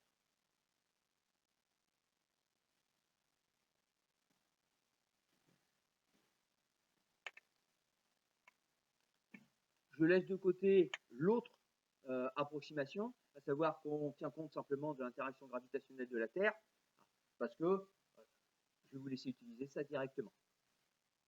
Alors, mademoiselle Becker, c'est l'interaction gravitationnelle et la chute libre. Alors, c'est esthétique, on peut dire ce qu'on veut, et puis c'est vrai que c'est pas souvent que cette année c'est tombé, mais voilà. Ah. Une fois qu'on est d'accord là-dessus, du coup j'ai perdu le fil de ce que je voulais dire. Ah oui. Première question. Trouver la période de rotation de la Lune autour de la Terre.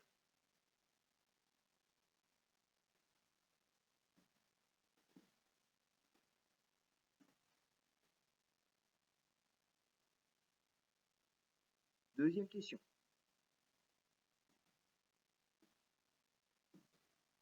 Calculer sa vitesse de rotation.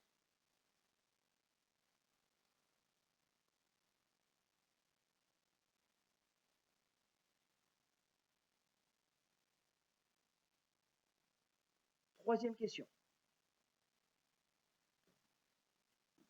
Traditionnellement, on calcule deux périodes de rotation lunaire.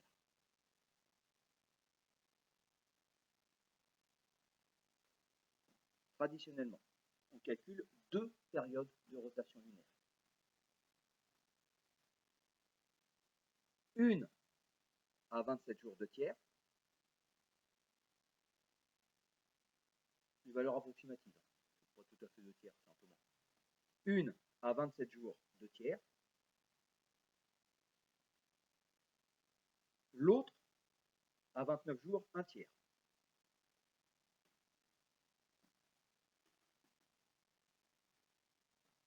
L'autre à 29 jours, 1 tiers.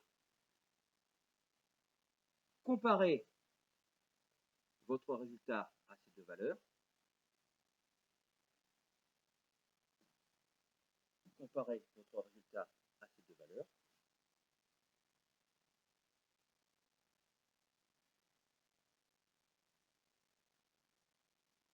Comparez votre résultat à ces deux valeurs.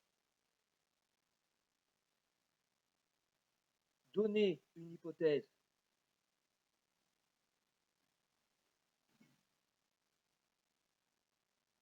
permettant d'expliquer la différence. Donnez une hypothèse permettant d'expliquer la différence.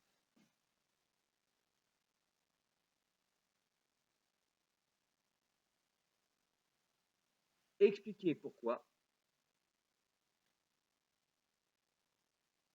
Expliquer pourquoi on peut avoir deux périodes de rotation. Expliquer pourquoi on peut avoir deux périodes de rotation.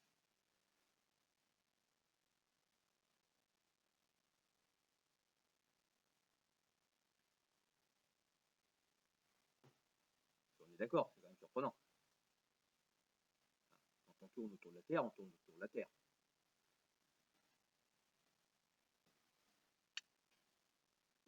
Alors,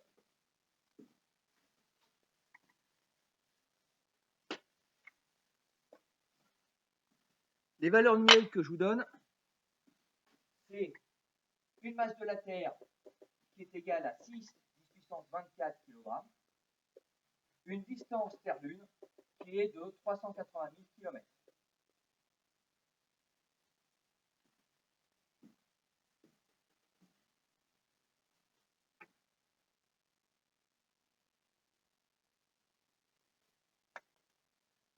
Vous avez le droit d'utiliser toutes les relations qu'on a mises ici, puisque dans un exercice de petit bac, vous auriez fait tout ce travail-là.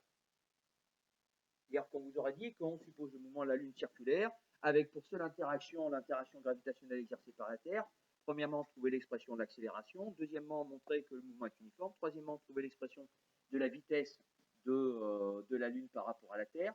Quatrièmement, trouver la valeur de la période. Cinquièmement, démontrer la troisième moitié Terre. Donc tout le travail-là aura été fait dans les questions précédentes. Donc je suppose, parce que je ne veux pas vous le refassiez, ça n'a pas beaucoup d'intérêt ici, je suppose que ça a été fait. Vous m'adaptez ces différentes formules au cas de la Lune qui tourne autour de la Terre, et vous choisissez là-dedans ce qui vous intéresse pour répondre à mes deux premières questions. La période de rotation, la vitesse de rotation.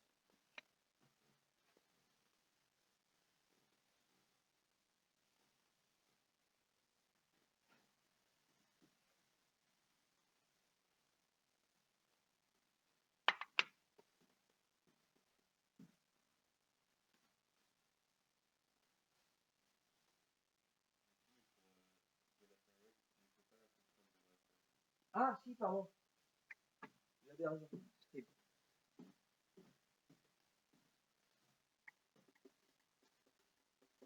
6,76 10 puissance moins 11. C'est des newtons, mètre carré, kilogramme moins 2. Il n'y a pas beaucoup d'intérêt.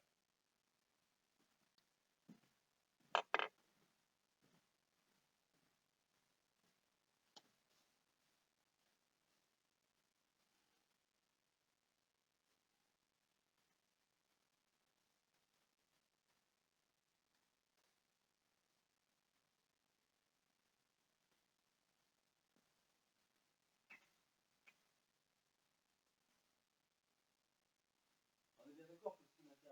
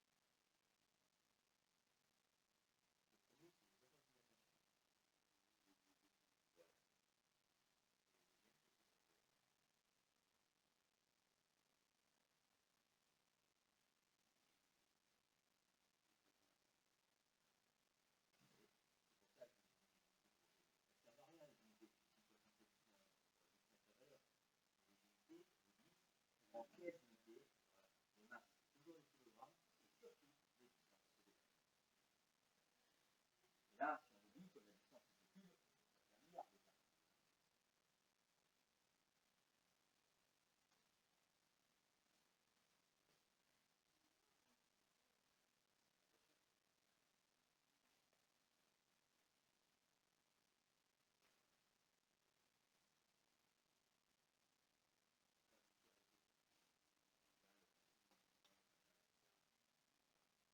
Ah, vous m'avez ouvert.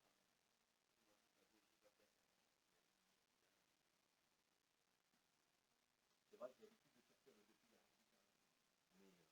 depuis la mais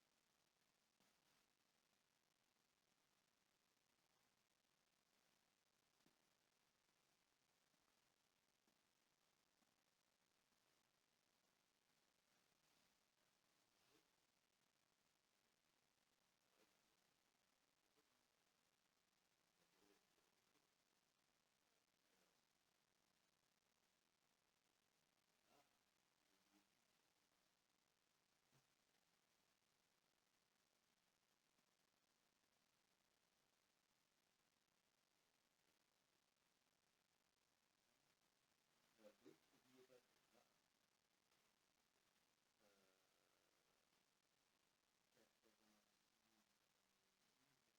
Oui, n'oubliez pas ça. Oui, ça doit être ça. Alors, le temps, c'est une question d'interprétation. Quelque part, je dirais, oui, c'est pour ça qu'on dit des unités standards. C'est que, ouais, ça nécessite des unités de conversion. Mais par contre, après, quand je calcule un résultat, je sais. Et donc, un temps, quand je calcule c'est des secondes, distance c'est des mètres, et là, c'est des kilomètres.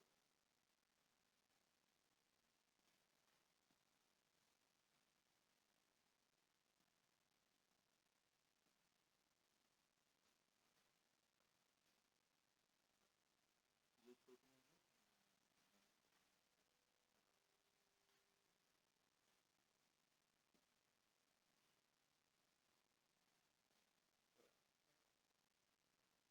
de jours?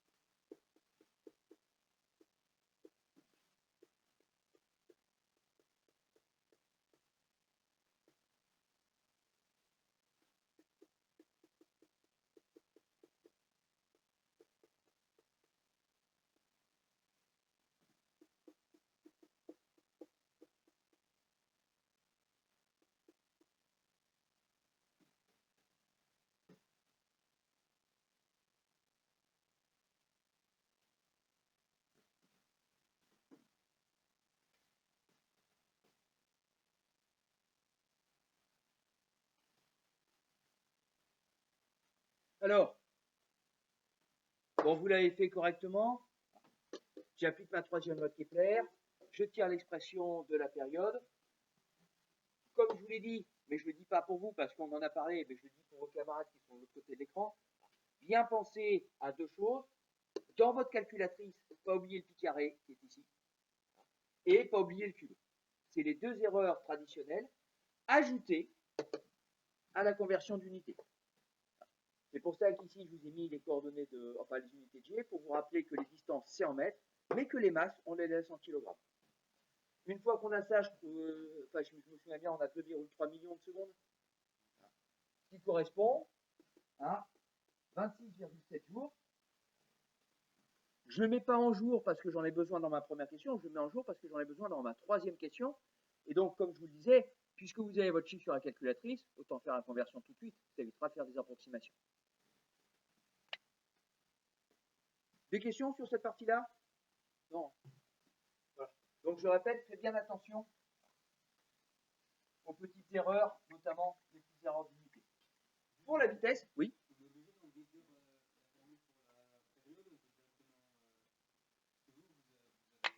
Ouais. Alors, moi j'ai fait ça parce que je suis parti de la troisième loi de Descartes, parce que dans les exercices, on vous demande toujours de vérifier la troisième loi de Descartes. L'expression de la période n'est pas forcément toujours demandée. Et donc, du coup, j'ai préféré partir de ce qui est le plus courant dans les exercices du bac. Nous, on avait effectivement démontré directement cette formule-là. Donc, on aurait pu partir de cette formule-là, si ça avait été démontré auparavant. Donc, ça marche bien. De la même manière, là, je le fais directement. On a trouvé une vitesse qui est sous la forme G fois masse de la Terre sur la distance Terre-Lune. Donc, à chaque fois, j'adapte bien ma formule au cas qui m'intéresse. Qui me donne une vitesse sous la forme de racine de 6,67 10 puissance moins 11, 6 10 puissance 24 sur les 380 000 km, que là aussi, on n'oublie pas de mettre en mètres.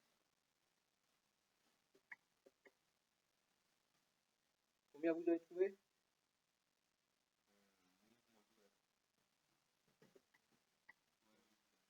1034? 1026? Bon, on va pas s'embêter. Allez, 1 km par seconde.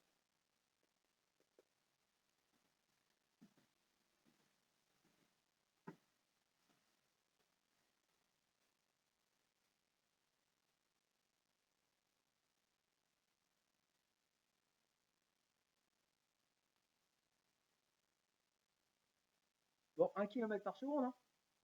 C'est du 3600 km par heure. Ça bouge vite.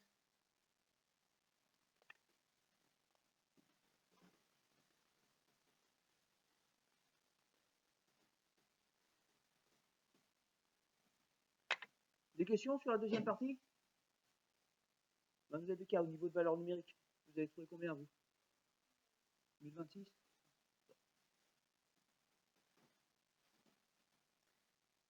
De manière. Alors, ah oui, tiens, on est et on aura, j'espère qu'on aura le temps, un cours sur les incertitudes de mesure et sur les chiffres significatifs. Pourquoi j'ai écrit, enfin, 1000 c'est pas très bon, j'aurais dû vous écrire V égale 1,00 10 puissance 3 mètres par seconde. Pourquoi j'ai 1026 ou 1030 et les poussières, finalement, ça m'embêtait pas. Alors, je vous ai donné un indice, hein, puisque j'ai parlé de chiffres significatifs. Vous vous souvenez des chiffres significatifs? Vous avez eu qui en première dans les EBK, en prof de physique? Madame Michel? Madame Régnier? Madame Michel. Alors, Madame Régnier, je ne sais pas trop, mais Madame Michel, elle est à cheval sur les chiffres significatifs. Hein. Elle a dû vous expliquer ça plusieurs fois. Après, bon, chacun a sa manière de faire les choses. Mais je vous rappelle le principe. Hein. Le résultat doit être donné avec le nombre de chiffres significatifs qui correspond à la plus grosse imprécision qui vous est donnée. Je vous ai donné la distance Terre-Lune avec 2 chiffres, G avec 3 chiffres, la Terre avec 1 chiffre. Donc théoriquement, je vais avoir mon résultat avec un chiffre après la virgule. C'est pour ça que je vous ai mis 1000. Pardon, avec un chiffre significatif. C'est pour ça que je vous ai mis 1000.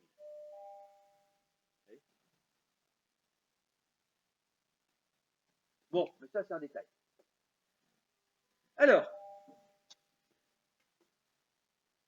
première période possible de mémoire, hein, 27 jours, 2 tiers.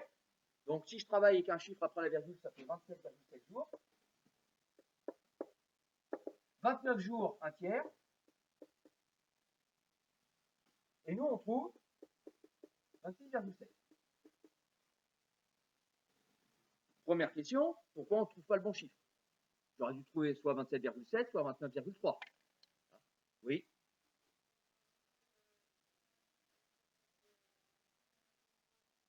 Ouais. Premier principe, effectivement, j'ai choisi un mouvement circulaire. Il se trouve que le mouvement de la Lune est beaucoup plus elliptique que le mouvement de la Terre autour du Soleil.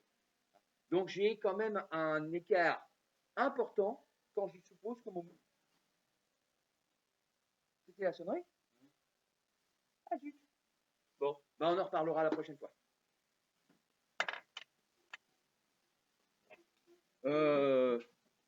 Par contre, ceux qui regardent le film, vous me rappelez mardi prochain qu'on n'a pas fini la correction de l'exercice. Sinon, je vais oublier. Dommage que c'est intéressant l'histoire de